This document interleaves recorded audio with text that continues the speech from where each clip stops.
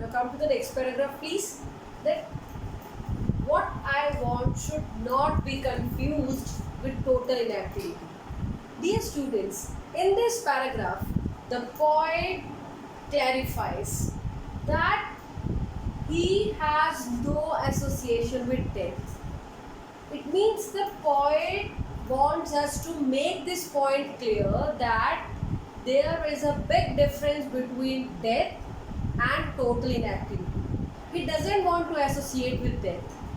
Dear students, you know that death, that means the end of the life.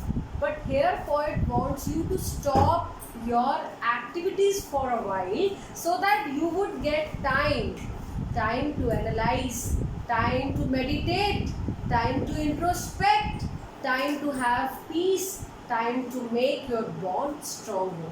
So that's why what I want should not be confused with total inactivity. It means poet doesn't want you to get confused, and that's why he has clarified his point by making this point clear that life is meant to be lived. Right? He doesn't want you to stop living.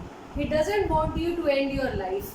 He wants you to introspect. It means throughout the day, whatever you do, you should introspect also. Because introspection helps you to understand, helps you to analyze that what is right and what is wrong. Right? Please try to understand, because in the modern world we have become self-centered, we have become selfish, right? So poet wants us to stop for a while,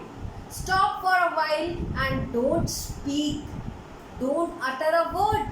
And dear students, that silence will help you, that silence will help you, it will help you to introspect, it will help you to enjoy the beauty of this world.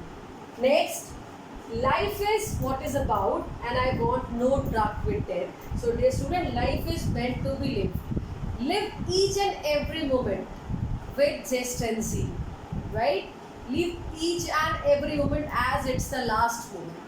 But don't associate it with death, because death and total inactivity, they are two entirely different things, not one and the same. Right? So here poet has spied